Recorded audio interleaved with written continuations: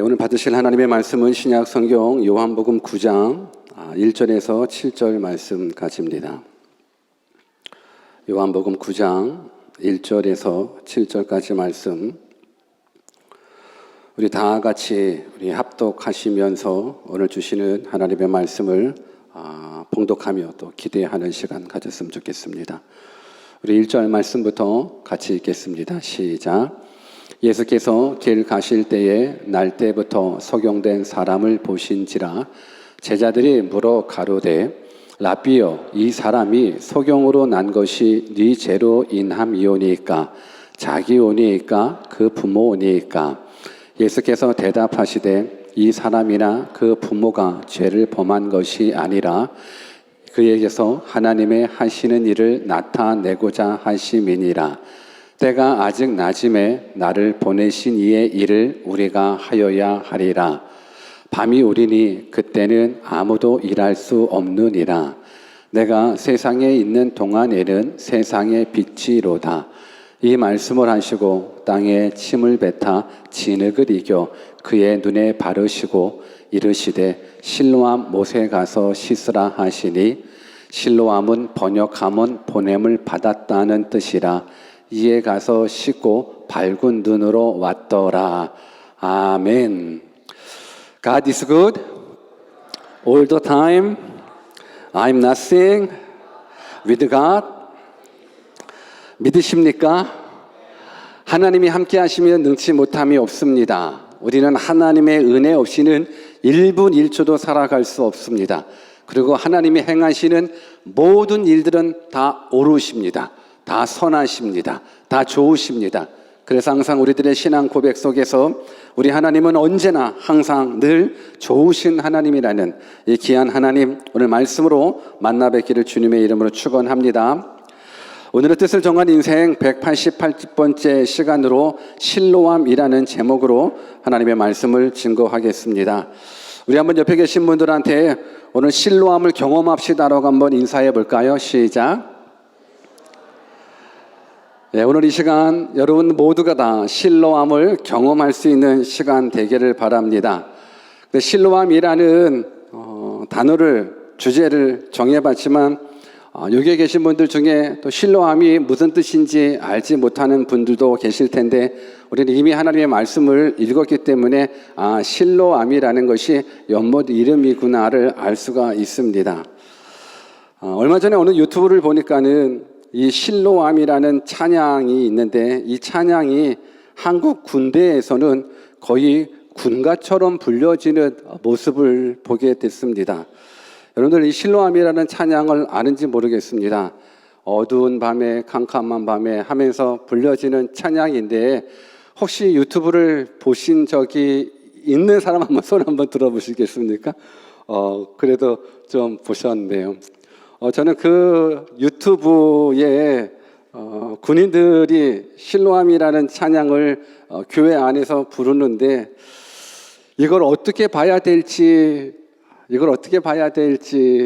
고민했었습니다. 그러면서 저는 그 군인들이 교회에서, 군대 교회죠, 실로암이라는 찬양을 불러지는 이 모습 두 가지로 한번 생각해 봤는데, 긍정적인 면은 그 군인들의 입에서 그 찬양 가사 중에 오 주여 당신께 감사합니다, 실로암 내게 주셔서, 이런 가사가 나오는데, 그 군인들의 입술, 군인들의 고백 속에서 오 주여 당신께 감사합니다, 실로암 내게 주셔서, 이 감사를 고백할 수 있다라는 부분들은 정말 긍정적인 모습으로 볼 수 있는데, 또 제가 생각하는 부정적인 면은 그 복음성가를 부르는데 세상적인 흥으로 부르는 경우가 사실 눈에 보여지게 됩니다.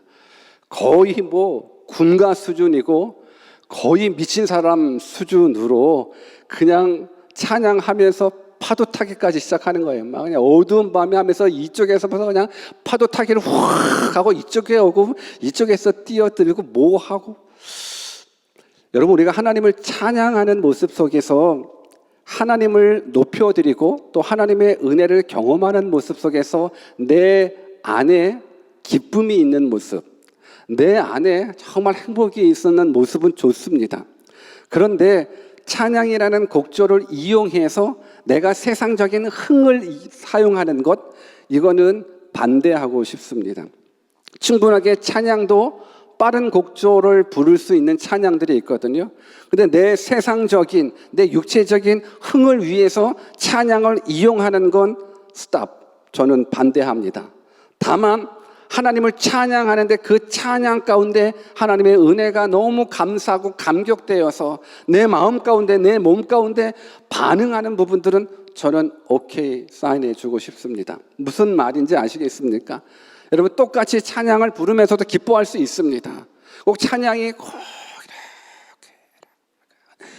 너무 거룩하게만 조용하게만 부르는 것, 이것뿐만이 아니라 정말 하나님을 높이면서 하나님 베풀어 주신 은혜에 충분하게 기쁨으로 반응할 수 있다라고 저는 믿습니다. 뛰면서 찬양할 수도 있죠. 율동하면서 찬양할 수도 있죠.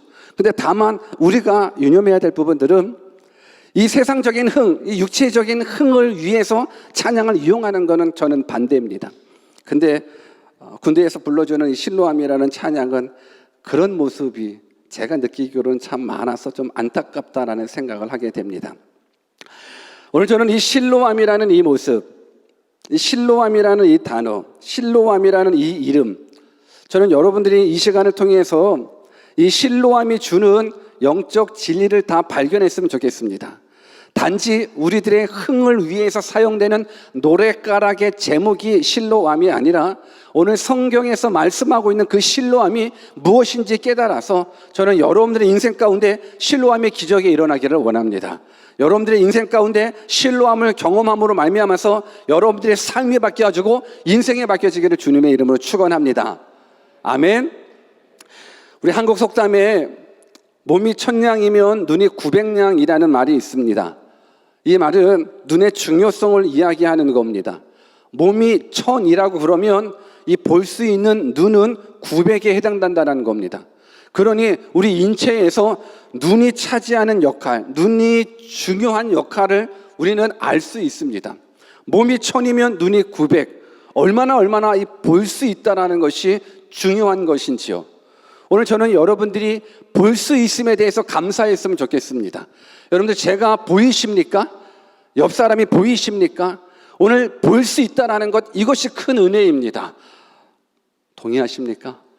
우리 한번 옆에 계신 분들한테 볼 수 있음이 은혜입니다. 한번 인사해 주실래요? 시작.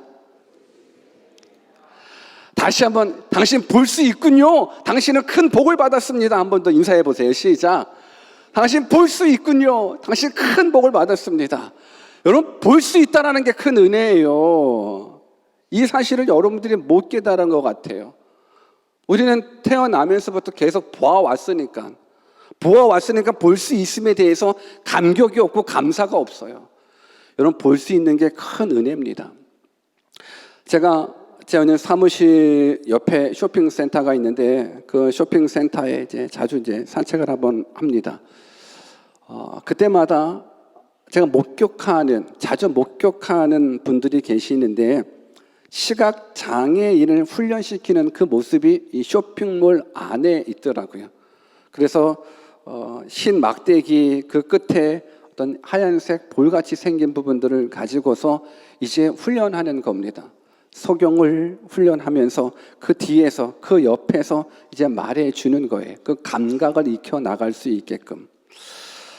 참 그분들을 볼 때마다 안타깝더라고요. 그분들을 볼 때마다 참 마음이 슬프더라고요. 얼마나 불편할까, 얼마나 힘들까.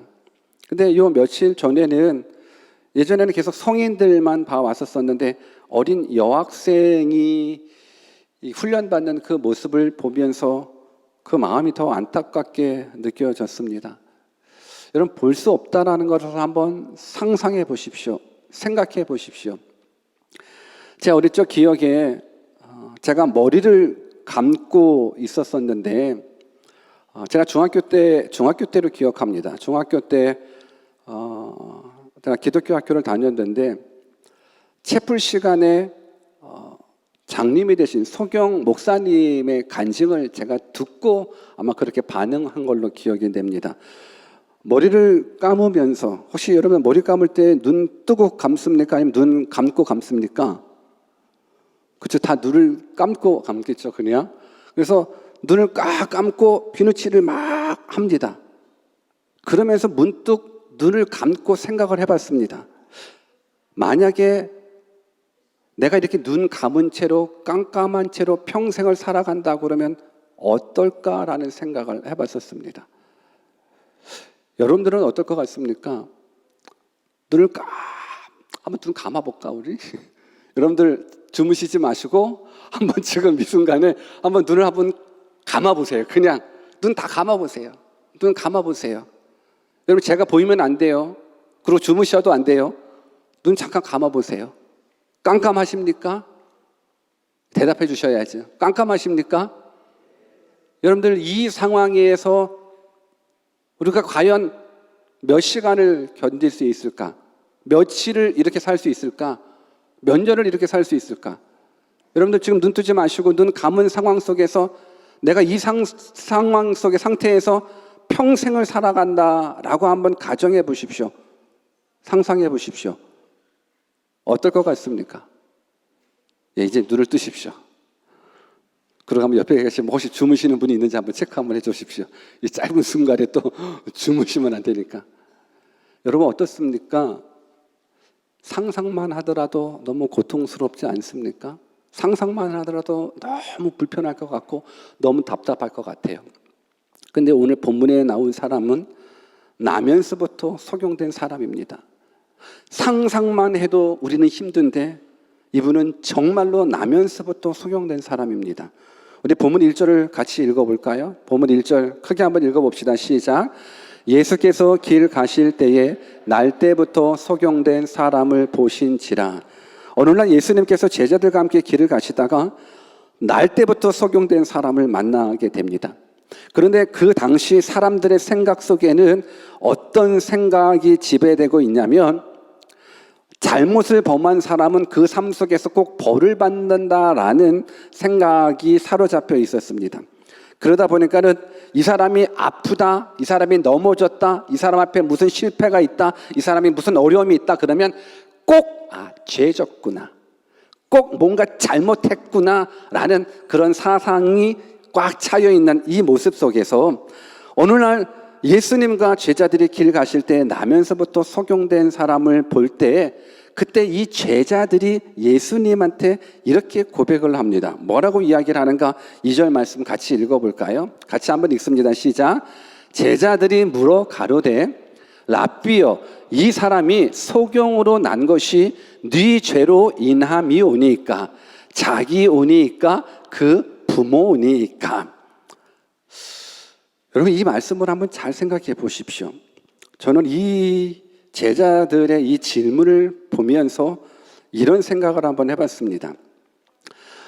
제가 목사다 보니까는 이제 사람을 상대를 많이 하죠.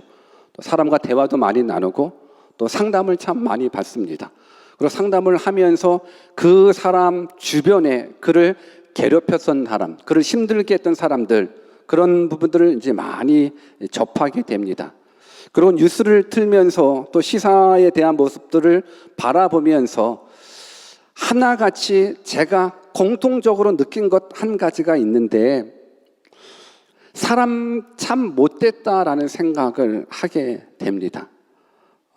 상담을 통해서도 그렇고 또 인생을 살아보면서도 그렇고 뉴스를 통해서도 그러면 사람이 참 못된 것 같아요. 물론 여러분들은 여기 계신 여러분들은 다 선한 사람이라고 저는 믿습니다. 동의하시지요? 여러분 동의 안 하시는 분들 여기 계신 분들은 다 착한 사람이라고 저는 믿습니다. 근데 정말 좋은 사람들도 착한 사람들도 많이 있지만 참 악한 사람들이 많이 있구나라는 부분들을 느껴지게 되더라고요. 이 사람은 참 못된 것 같아요. 너무 이기적이고 자기 욕심에 따라 살아가고. 여러분 우리가 교회를 다니면서 상처를 받는다라는 이야기는 누군가가 여러분들에게 칼로 상처를 낸 것이 아니더라고요. 다 뭐 때문에 상처를 받습니까? 말 때문에 상처를 받습니다.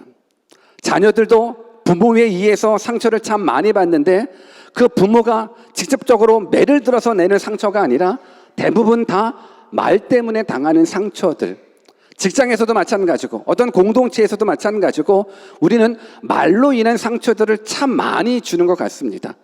그래서 우리는 참 나쁜 사람들일 수 있습니다. 여러분들, 이제부터 우리들의 언어의 습관을 다시 한번 생각해 보셨으면 좋겠습니다. 누군가가 내 말 때문에 상처를 받습니다. 누군가가 내 말 때문에 죽습니다. 오늘 나면서부터 속용된 이 사람을 향해서 아마 제자들의 마음은, 아마 정말 좋은 사람, 착한 사람들의 마음은 이 속용을 볼 때 아이고 불쌍해라, 아이고 안타까워라, 내가 뭐 도와줄 게 없나, 뭐 이런 모습.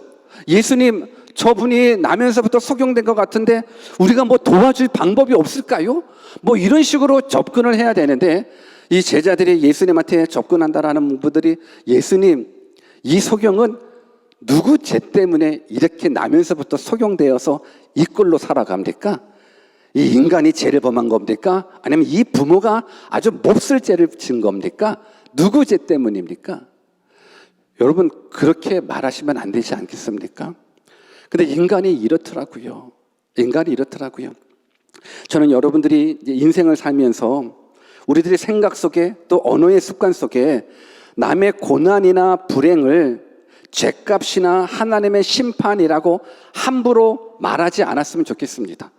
우리 넘어질 수 있어요. 안 될 수 있어요. 실패될 수 있어요. 아플 수 있어요.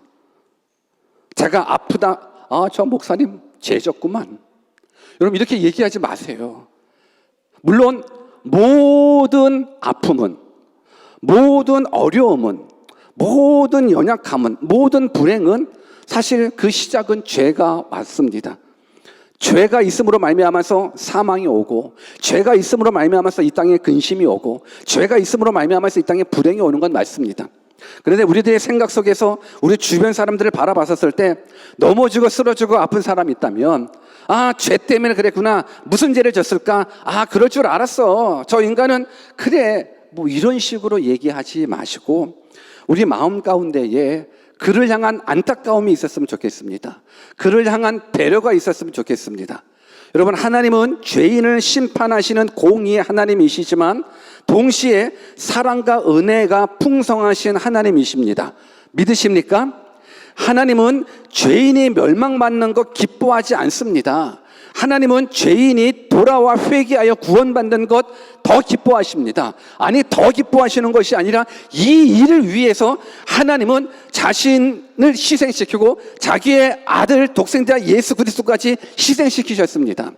오늘 그 마음을 우리가 이해하셔야죠. 오늘 성도가 당하는 고난들, 하나님의 징계와 채찍으로만 생각하지 마시고 우리들 가운데 또 주변들 가운데 당하는 고난이 있다 그러면 분명 그 고난을 통해서 하나님은 그분의 신앙과 인격을 연단하고 훈련시키는 과정이라고 저는 믿습니다. 그래서 함부로 얘기하지 않았으면 좋겠습니다. 함부로 비난하지도 말고 함부로 평가하지도 않았으면 좋겠습니다. 이 제자들의 이 말에 예수님은 이렇게 말씀하십니다. 우리 본문 3절을 같이 읽어보겠습니다. 같이 한번 읽습니다. 시작. 예수께서 대답하시되 이 사람이나 그 부모가 죄를 범한 것이 아니라 그에게서 하나님의 하시는 일을 나타내고자 하심이니라. 여러분, 이 말씀을 여러분들이 받으셔야 돼요. 그에게서 하나님의 하시는 일을 나타내고자 하심이니라. 여러분, 이것은 여러분들의 인생에게, 여러분들의 가정에게, 여러분들의 미래에게 적용된 하나님의 축복의 약속인 거예요. 오늘 인생에 어려움이 있어요? 고난이 있어요? 근심된 모습에 사로잡혀 있어요? 그 모습 속에서 하나님께서는 너 망해라, 망해라, 죽어라, 죽어라가 아니라 그 가난 속에서, 그 고난 속에서, 그 실패 속에서, 그 어려움 속에서 하나님께서 하시고자 하시는 일을 나타내기 위함이라는 거예요. 날 때부터 속용된 사람이 이 사람의 죄도 아니고 그 부모의 죄도 아니라 이 속용의 안타까움을 통해서, 이 속용의 안타까운 현실을 통해서 하나님의 일을 나타내기를 원하신다라는 거예요. 여러분, 이 사실이 여러분들한테 깨달아져야 돼요. 깨달아지셔야 우리가 혹 어려움에 처해져 있었을 때 하나님을 향하여 원망하지 않아요. 이 말씀이, 이 약속이 붙잡혀 있어야 인생을 살다가 실패 오고 질병 올 때에 왜 나에게 이런 어려움을 주시고 왜 나에게 실패를 주냐고 원망하지 않아요. 하나님, 내 아픔을 통해서 하나님의 일이 나타내기를 원합니다라고 기도의 제목이 바뀌어지는 거예요. 여러분, 원망한다고 문제가 해결되지 않아요. 근심한다고 문제가 해결되지 않더라고요.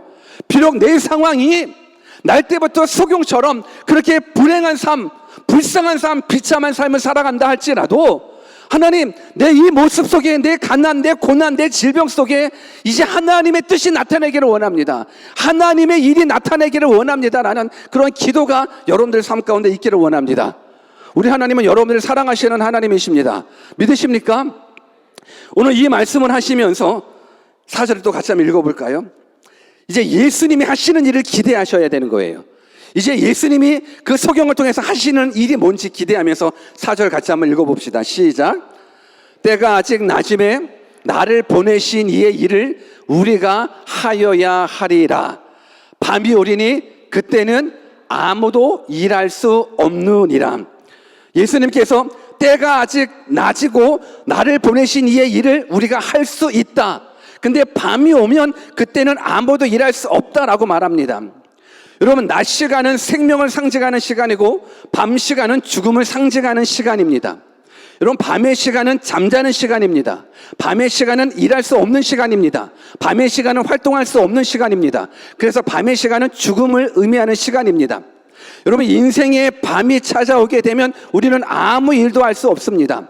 오늘 하나님께서, 예수님께서 날 때부터 석용되어 있는 이 모습을 보면서 이제 하나님의 일을 나타내기를 원한대요. 그러면서 지금은 낮이기 때문에 하나님의 일을 나타내 볼 수 있다는 거예요. 지금은 낮은 거예요. 하나님이 일하실 수 있는, 예수님이 하나님의 일을 하실 수 있는 그 낮 시간이라는 거예요. 이 말을 다시금 바꿔 말하면 지금 은혜 받을 수 있는 기회가 우리 가운데 주어졌다는 거예요. 지금 여러분들이 살고 있는 이 시대에, 여러분들에게 생명이 있는 이 시대에 말씀을 듣고 있는 이 시간은 지금 낮 시간이에요.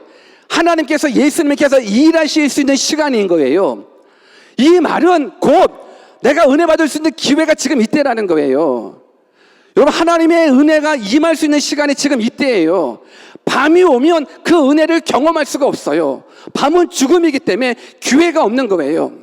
오늘 예수님께서 지금 낮이기 때문에 우리가 일하자라는 부분들은 지금은 내가 있으니 이 사람을 통하여서 하나님의 일을 나타내 보이겠다라는 거예요. 여러분, 우리가 인생을 살아가면서 기회 잃어버리면 안 돼요. 여러분, 인생의 진정한 밤이 찾아온다 그러면 그때는 기회를 잃어버려요. 여러분, 지금은 은혜를 경험할 수 있는 기회예요. 지금 하나님을 만날 수 있는 기회예요. 이 기회 놓치지 않았으면 좋겠습니다. 하나님이 지금 일하신대요. 지금 여러분의 인생 가운데 하나님이 일하신대요. 여러분, 기대되지 않습니까? 여러분들 이 시간 예배 드리는 모습을 의무적인 모습으로 앉아있지 마십시오. 여러분들이 예배 드리는 이 모습, 특히 하나님 말씀 듣는 이 시간 그냥 좋은 얘기로만 듣지 마십시오. 때로는 지루한 얘기로만 듣지 마십시오. 오늘 여러분의 인생 속에서 전능자가 일하신답니다. 여러분, 이건 기대가 되셔야죠. 여러분의 인생 속에서 하나님 되심이 나타내 보이기를 원하신다고요. 지금 여러분들이 아파하고 있어요? 힘들어하고 있어요? 괴로워하는 그 무엇 때문에 넘어지고 있어요? 넘어지지 말자고요. 괴로워하지 말자고요. 염려하지도 말자고요. 그 염려된 환경 속에서 하나님의 전능하심이 나타날 수 있도록 한번 맡겨보자고요. 하나님 일하실 수 있게끔 맡겨보자고요. 여러분, 예수님이 여러분들의 삶 속에서 일하시기를 원하십니다. 지금 우리가 낮이에요. 그래서 이 시간 깨어 있으셔야 되는 거예요. 하나님 말씀해 주십시오. 하나님 나에게 일해 주십시오. 기대감 가지고 말씀하십시오. 기대감 가지고 일해 주십시오. 여러분들, 하나님께서 말씀하십니다. 하나님께서 일해 주십니다. 근데 한번 생각해 봤습니다. 지금은 낮이기 때문에 예수님 일하시죠. 분명히 우리는 은혜를 받습니다. 은혜 받을 기회가 됩니다. 그러면 이 소경의 삶을 한번 생각해 보는 거예요. 여러분, 이 소경의 삶은 낮의 삶일까요? 밤의 삶일까요? 여러분, 이 소경의 삶은 낮의 삶일까요? 밤의 삶일까요? 여러분, 이 소경은 낮도 밤이고 밤도 밤입니다. 이 소경은 낮도 밤이고 밤도 밤이에요. 왜? 태어나면서부터 한 번도 본 적이 없어요. 태어나면서부터 그 인생이 깜깜해요. 그렇기 때문에 낮도 밤이고 밤도 밤이에요. 여러분, 이것이 충분하게 낮임에도 불구하고 밤으로 살아가고 있는 거예요. 환한 낮임에도 불구하고 밤으로 살아가고 있는 거예요. 왜? 소경이기 때문에 그런 거예요. 근데 이 소경이 단지 성경 속에 있는 소경이 아니라 우리들을 말씀하고 있는 거예요. 오늘 우리도 동일하게 낮을 살아가고 있지만 밤으로 살아가고 있는 사람이 있다는 거예요. 동일하게 지금 낮이거든요. 환하거든요.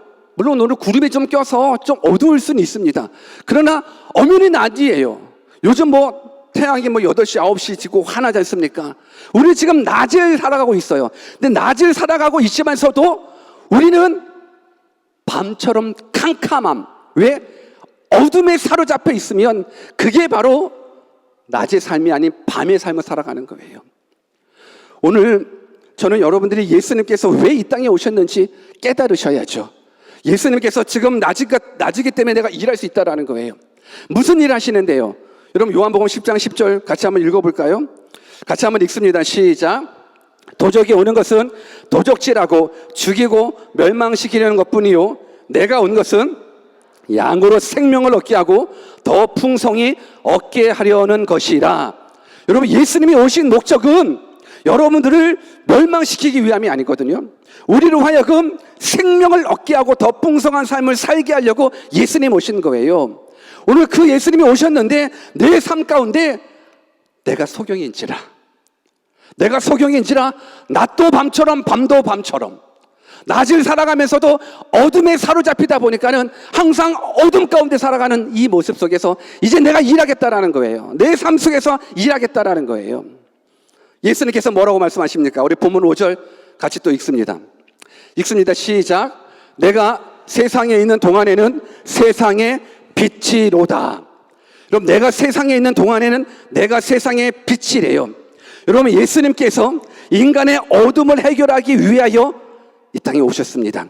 그렇기 때문에 자신을 뭐라고 표현하냐면 나는 세상의 빛이다라고 이야기하고 계십니다. 그 빛이신 예수님이 계신 곳에는 어둠이 떠나갈 수밖에 없습니다. 빛이신 예수님이 계시면 어둠은 떠나갈 수밖에 없습니다. 여러분, 빛과 어둠은 공존할 수 없습니다. 동의하십니까? 깨달아지십니까? 빛이 오면 어둠은 떠나가게 되어 있습니다. 오늘 우리가 영적인 소경이 되어서 인생이 캄캄하게 낮처럼 살아가고 있지만 밤처럼 살아가고 있다는 거니요. 요한복음 8장 12절도 같이 읽어볼까요? 8장 12절 시작. 8장 12절 예수께서 시작. 예수께서 길 가실, 이거 아닌데 8장 12절 없어요? 시작. 예수께서 또 일러 가라사대 나는 세상의 빛이니 나를 따르는 자는 어둠에 다니지 아니하고 생명의 빛을 얻으리라. 믿으십니까? 예수께서 일러 가라사대 나는 세상의 빛이니 나를 따르는 자는 어둠에 다니지 아니하고 생명의 빛을 얻으리라. 주님 약속해 주고 있습니다. 여러분, 빛 대신 예수님과 함께하면 어둠이 내 삶을 엄습할 수가 없어요. 빛 대신 예수 그리스도가 내 안에 계시면 어둠이 내 인생을 장악할 수가 없습니다. 여러분, 예수님은 이 어둠의 권세들이 주강하는 이 세상 속에 빛으로 오셨습니다. 그래서 어둠의 영역이 예수 그리스도를 모시는 그 순간 떠나갈 수밖에 없는 겁니다. 여러분, 빛이 주관하시는 것이 생명이고 어둠이 주관하는 것이 사망인 거예요. 오늘 우리가 낮과 같이 살아간다고 하지만서도 결국은 영적인 소경이 되어서 밤과 같이 살아간다라는 것, 어둠에 매여 살아간다라는 것. 여러분, 예수님은 죄에 매여 있는 우리들에게 생명을 주시기 위해서 이 땅에 오셨습니다. 우리의 마음에 어둠의 세력인 어둠이 내 삶을 왕노릇할 때에 예수님 빛으로 오셔서 이 어둠을 몰아내시는 거예요. 오늘 여러분들의 인생에, 여러분들의 가정에, 여러분들의 미래에 모든 어둠은 예수 그리스도, 빛 대신 예수 그리스도를 모심으로 다 떠나가기를 주님의 이름으로 축원합니다. 여러분, 예수님의 생명의 빛이십니다. 예수님의 생명의 빛이십니다. 그 예수님이 지금 일하십니다. 여러분들의 심령에 일하시고 오늘 이 순간 일하십니다. 사람들은 성욕을 보면, 소경을 보면 불쌍하다고 생각하죠. 맞습니다. 아까도 우리가 잠시 잠깐 눈을 감고 이 캄캄함을 가지고 영혼을 살아간다, 한평생을 살아간다, 너무나 불쌍합니다. 너무나 안타깝고 너무나 불편할 것 같아요. 오죽하면 이 볼 수 있는 이 눈이 얼마나 중요하면 몸이 천이면 이 눈이 900냥이라고 할 정도로 본다라는 건 너무너무 귀해요. 근데 못 보는 소경은 너무너무 불쌍해요. 그런데요, 육체적으로 못 보는 소경보다 더 불쌍한 사람이 있어요. 육체적으로 못 보는 소경보다 더 불쌍한 사람이 있는데 진리의 빛 대신, 세상의 빛 대신 예수님을 보지 못하는 사람, 영적인 소경이 더욱더 불쌍합니다. 여러분, 이 땅에서 물론 소경의 삶이 너무 불편해요. 너무 불행해요. 그래서 안타까워요. 그런데 그러한 소경도 빛 대신 예수 그리스도를 영접하게 되면 그들은 영원한 생명을 얻을 수가 있어요. 그런데 영적인 소경, 빛 대신 예수님을 만나지 못하는, 영생이 있음을 보지 못하는 영적인 소경은 이 세상에서 가장 불행한 사람, 가장 비참한 사람이 되는 거예요. 여러분들, 우리는 이 부분들을 깨달아야 되는데 우리 계시록 3장 17절에서 18절을 같이 한번 읽어볼까요? 여러분, 오늘 여러분 인생에 정말 귀한 메시지가 선포되고 있어요. 우리가 본다라는 것, 영적인 눈이 열려진다라는 건 이건 귀한 진리예요. 저는 여러분들이 가장 비참한 사람 되지 않았으면 좋겠어요. 가장 불쌍한 사람 되지 않았으면 좋겠어요. 가장 행복한 사람 되십시다. 가장 행복한 사람 되십시다. 아멘. 우리 한번 옆에 계신 분들한테 우리 가장 행복한 사람 됩시다. 한번 인사해 볼래요? 시작. 우리 가장 행복한 사람 됩시다. 그래요, 가장 행복한 사람 됩시다. 그러기 위해서는 깨달아야 돼요. 뭘 깨달아야 되냐? 계시록 3장 17절 18절 같이 읽습니다. 시작. 내가 말하기를 나는 부자라 부요하여 부족한 것이 없다 하나 내 공고한 것과 가련한 것과 가난한 것과 눈먼 것과 벌거벗은 것을 알지 못하도다. 내가 너를 권하노니 내게서 불로 연단한 금을 사서 부요하게 하고 흰 옷을 사서 입어 벌거벗은 수치를 보이지 않게 하고 안약을 사서 눈에 발라 보게 하라. 여러분, 이 말을 좀 더 쉽게 이야기하면 이렇습니다. 우리는 스스로 생각하기를 나는 부자라 부요하여 부족함이 없다라고 생각하는 거예요. 혹시 우리들 가운데 이런 사람이 있는지 한번 찾아볼까요? 나는 부자다, 나는 부자라 더 이상 부족함이 없어 하시는 분들, 이따 예배 후에 저를 좀 만나 주십시오. 나는 너무너무 부자라서 부족한 게 전혀 없어. 그런 분들 우리 가운데 있나요? 우리 인간의 욕심이 끝이 없다 보니까는 그런 사람은 없다라고 생각을 하겠지만 이걸 너무 완벽하게 나는 부자라 부족한 것이 전혀 없다 이 모습으로 생각하지 마시고, 이 말은 나는 그래도 나름 잘 살아가고 있어. 내가 입는 옷이 없어, 잠잘 집이 없어, 차가 없어, 뭐가 없어. 나 나름 잘 살아가고 있는데 그리고 교회도 다니고 있고 예배도 드리고 있고 봉사도 하고 있고 나름 나 잘 살아가고 있는데 착각하지 말자라는 거예요. 나는 부자라 부요하여 부족함이 없다? 아니라는 거예요. 보지 못하기 때문에 그렇다라는 거예요. 나 이 정도면은 나 잘 살고 있는데 나 집도 있고 차도 있고 건강도 있고 볼 수 있고 걸을 수 있고 말할 수 있고 직장도 있고 이 정도면 되지. 여러분, 영적인 눈을 뜨셔 보십시오. 오늘 성경은 뭐라고 얘기하냐면 나는 부자라 부요하여 부족한 것이 없다 하나 실상은 공고한 것과 가련한 것, 가난한 것, 눈먼 것, 벌거벗은 것을 볼 수 없다라는 것, 알 수 없다라는 거예요. 왜? 우리가 영적인 소경이 되어서 지금 내가 얼마나 내 삶이 얼마나 공고한지, 얼마나 가련한지, 얼마나 비참한지, 얼마나 눈멀었는지, 얼마나 벌거벗었는지, 얼마나 흉악한지, 얼마나 죄악된 죄인인지 알지 못한다라는 거예요. 왜요? 내 눈이 감겨졌기 때문에 그래요. 내 눈이 감겨졌기 때문에 그래요. 고린도전서 2장 14절 같이 한번 읽어볼까요? 같이 읽습니다. 시작. 육에 속한 사람은 하나님의 성령의 일을 받지 아니하나니 저희에게는 미련하게 보이며 또 깨달지도 못하나니 이런 일은 영적으로야 분별함이니라. 내가 벌거벗은지 몰라요. 내가 흉악한 죄인이라는 사실을 몰라요. 나의 비참함을, 나의 가난함을, 나의 형편없음을, 나의 모자람을 몰라요. 그냥 사는 데 지장이 없고 볼 수 있고 말할 수 있고 들을 수 있고 뭐 적당하게 감사하고 적당하게 신앙생활하고 뭐 적당하게 뭐 생활하는데 뭘 어려움이 있겠냐? 아니요. 정신 바짝 차려보십시오. 내 눈이 가려져 있기 때문에 그런 거예요. 내 눈이 가려져 가지고 나의 비참함을 모르는 거예요. 나의 형편없음을 모르는 거예요. 나의 죄악된 모습, 그 죄가 나를 지옥으로 끌고 가고 있다는 그 비참한 모습을 내가 모르는 거예요. 왜? 우리는 영적인 소경이 있기 때문에 그래요. 마태복음 5장 29절도 같이 한번 읽어볼까요? 같이 읽습니다. 시작. 만일 내 오른 눈이 너로 실족게 하거든 빼어내버리라.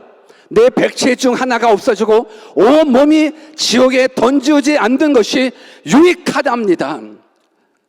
내 눈이 범죄했다면 차라리 눈알을 빼고 소경으로 살아가면서 빛 대신 예수님을 만나 영원한 생명을 얻는 것이 그게 은혜고 그게 복이라는 거예요.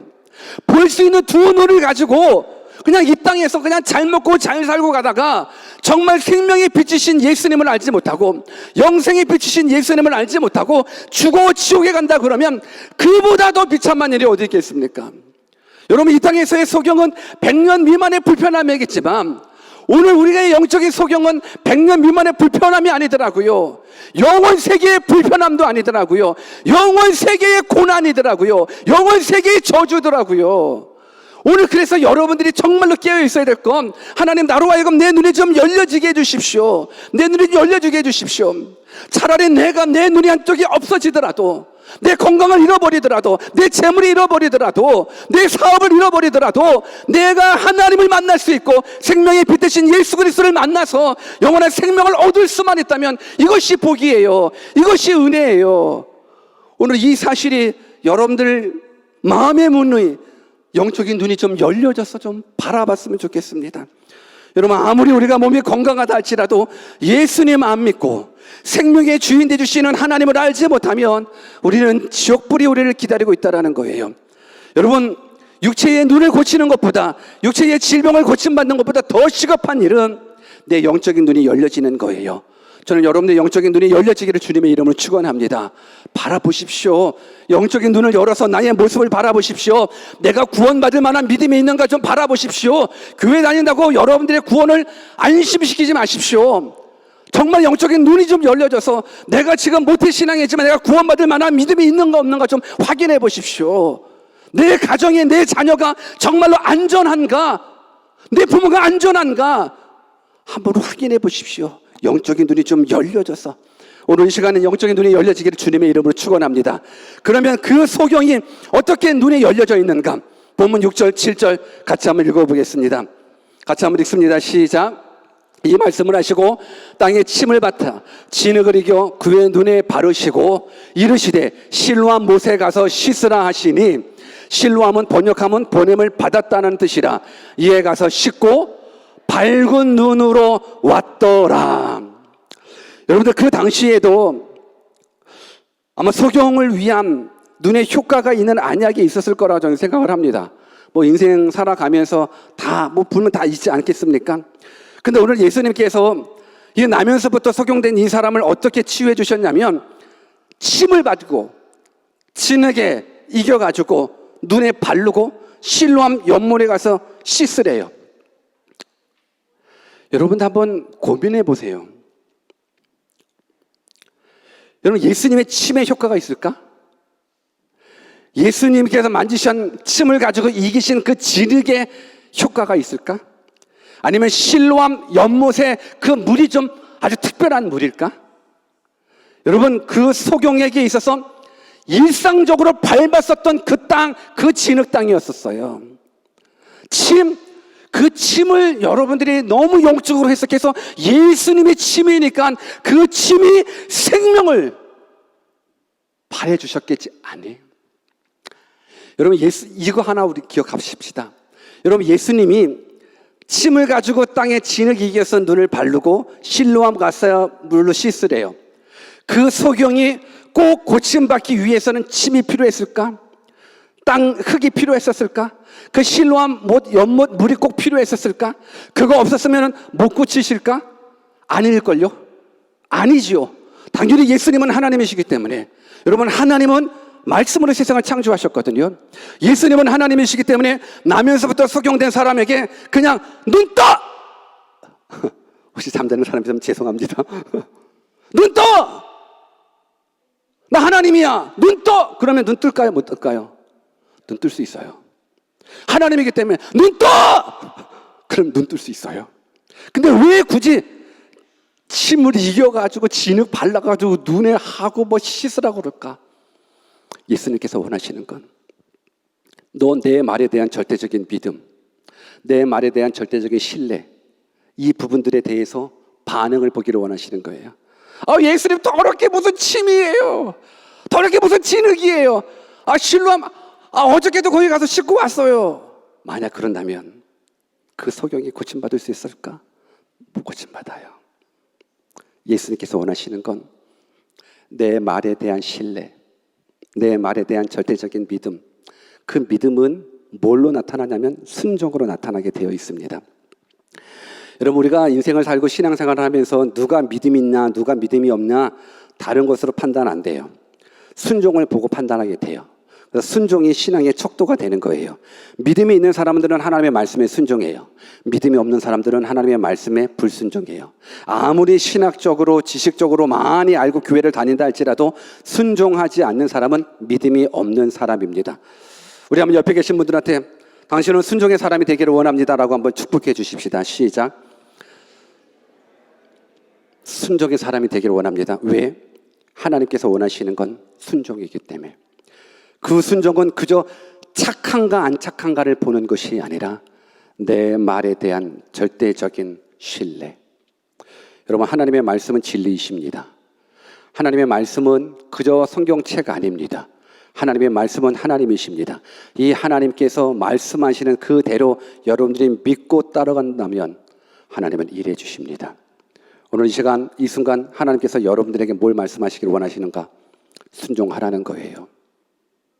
이제 영적인 눈이 떼어져 순종하라는 거예요. 아니, 영적인 눈이 떠지기 위해서 생명의 빛 대신 예수 그리스도를 만나 영원한 생명 누리기 위해서는 순종하라는 거예요. 십자가 앞으로 나아가라는 거예요. 우리를 위하여 십자가 피 흘려 돌아가신 그 예수님 앞으로 나아가라는 거예요. 3일 만에 다시금 무덤에 죽음의 권세 이기시고 부활하신 그 예수님 앞으로 나오라는 거예요.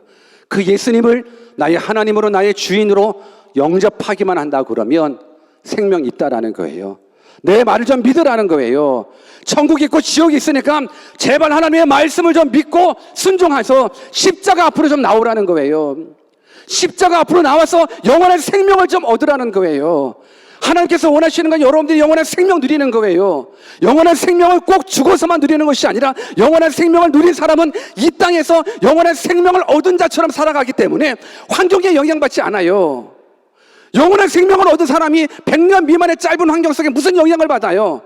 가난하면 오라고 그러시오. 질병 오라고 그러시오. 나는 영원한 생명을 소유한 사람인데, 오늘 영원한 생명을 소유한 사람들은 더 이상 환경에 묶임당하지 않아요. 영원한 생명을 소유한 사람은 더 이상 어둠에 묶임당하지 않아요. 오늘 이 시간 우리들의 눈이 떠질, 낮에도 밤이고 밤이도 밤이라고 그러면 오늘 이 시간 실로암 못으로 나오십시오. 실로암. 말씀의 결론을 맺겠습니다. 실로암으로 가야 되는데, 이 실로암은 말 그대로 성경에 기록된 대로 보냄을 받았다라는 뜻이에요. 이 실로암은요, 유다 왕 히스기야 왕이 바벨론 군대의 공격을 예상해서 기드론 계곡의 기혼이라는 샘에서 물을 끌어온 거예요. 물을 끌어서 예루살렘 성 안으로 온 인공호수가 바로 실로암인 거예요. 그러니까 저쪽에서부터 물이 보냄을 받아서 예루살렘 성전까지 온 것, 이것이 실로암인 거예요. 그래서 실로암이 보냄을 받았다라는 뜻을 가지고 있는 건데, 이것이 이제 예수님께서 말씀해 주시는 이 실로암인데, 이 실로암엔 진리가, 비밀이 담겨져 있다는 거예요. 물이 저쪽에서 보냄을 받아서 여기에 왔기 때문에 실로암, 실로암일 수 있겠지만 예수님이 바로 실로암인 거예요.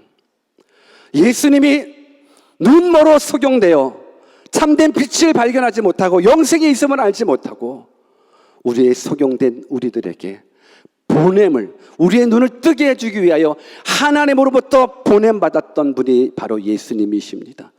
그래서 여러분들이 예수님께 나와 씻으면 눈이 환하게 밝아져 영생이 있음을 알게 되는 것.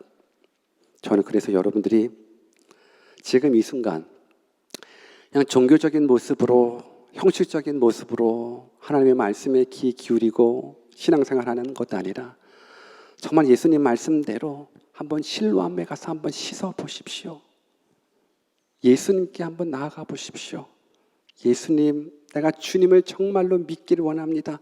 신뢰합니다. 주님만이 영원한 생명의 길이시고 주님만이 영원한 빛이라면 주님, 내가 만나기를 원합니다. 저는 오늘 이곳이 실로암이 되어지기를 원합니다. 여러분, 실로암, 우리 인생이 캄캄할 때 우리 하나님께서 찾아오십니다. 여러분들 환경이 캄캄하십니까? 어둠에 사로잡혀 있습니까? 예수님만이 유일한 길이십니다. 생명의 빛이십니다. 모든 문제의 해결점이십니다.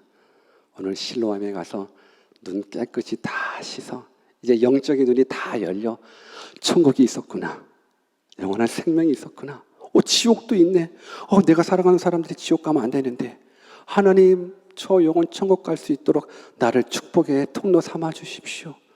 이렇게 기도할 수 있는 믿음의 사람 되시기를 주 예수 그리스도의 이름으로 축원합니다.